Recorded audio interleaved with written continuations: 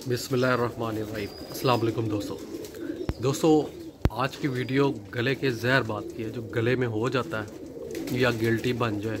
लेकिन ये उन बंदों के लिए है कि जिनके पास एक कैप्सूल ख़रीदने के भी पैसे नहीं होते। हमारे बहुत सारे लोग हैं जो देहातों में रहते हैं, मज़दूर तबका है। मैंने मैसेज पहले शुरू में आते होते थे तो वो बताते थे कि यार हम एक कैप्सूल बस ले सकते हैं, वो की तरह बजट ही नहीं होता। और ये हकीकत बात है कि वाकई लोगों के पास पैसे नहीं होते।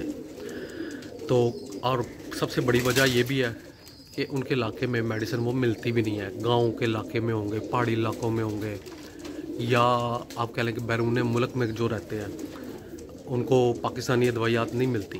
ठीक है, तो उस सिलसिले में एक सस्ता सा नुस्खा जो किचन में हर वक्त पड़ा होता है, लाजमी पड़ा होता है, उसके बगैर घर का सर्किट नहीं चलता। तो उस लिहाज से ये सिर्फ उन भाइयों के लिए है जो कि पैसे नहीं कर सकते। ठीक है, उनके लिए मैं एक इलाज बताऊंगा, 2-4 दिन करें, इंशाल्लाह इससे बड़ी बेहतरी आएगी। आपने करना क्या है, ये मुंह के जहर बात के लिए, अंदर के जो जहर बात होता है, ठीक है, आजकल दाना गंदा आता है, बिठे खाते हैं लोग, कहते हैं ना हमारे कबूतर सोकड़े में आ रहे हैं, दाना नहीं खाते बच्चे ख़ासकर।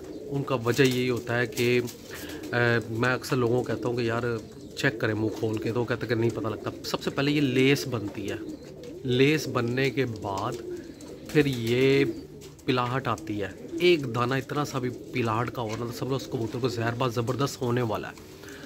ठीक है, तो आपने करना क्या है, चीनी लेनी है इतनी सी। ठीक है, ये मैं 3 उंगलियों से बल्कि ज़्यादा कर लें आप चीनी, उसको पीस लें, किसी भी कुंडी में डाल के रगड़ लें।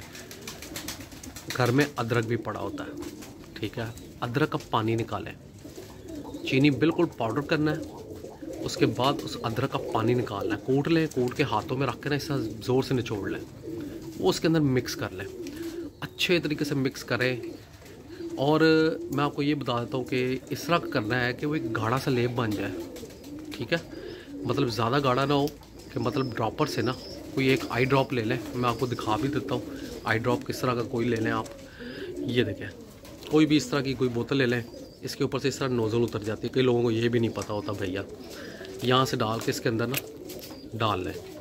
ठीक है, आपने गाढ़ा सा लेप करके क्या करना है कि क्या उसका नाम, कबूतर जिसको भी मसला हो ना, इसके बाद पानी नहीं पीने देना, ये याद रखिएगा। जहरबाज का जब भी मसला हो ना, जो मुंह के अंदर दवाई डालते हैं ना, वो इसलिए डालते हैं कि वो चिपक जाएगी, वो अंदर से उसको खोरना शुरू कर देगी, हटाना शुरू कर देगी। ठीक है, वो फिर कुछ दिनों बाद जाके ठीक हो जाता है। कम से कम 3-4 घंटे अगर आपको ज़रूरत लगे कि यार नहीं यार कबूतर मेरा प्यासा है, आप ड्रॉपर से उसको पहले पानी पिला दें थोड़ा सा, इतना ना पिलाइएगा कि मुंह उसको पकड़े तो मुंह से बाहर निकला है, तो फिर भी दवाई का असर ख़त्म हो जाएगा। ये ड्रॉपर में डाल के फिर मैं आपको बता रहा हूँ कि इसको इतना का बना लेना है कि आराम से ये निकल भी जाए और एक गाढ़ा भी हो कि मुँह पर चिपकने वाली सूरत हाल हो जाए। ठीक है, आपने क्या करना है कि 4 से 5 कतरे मुँह खोलना है, सिर्फ बनाना अदरक के पानी में ही है।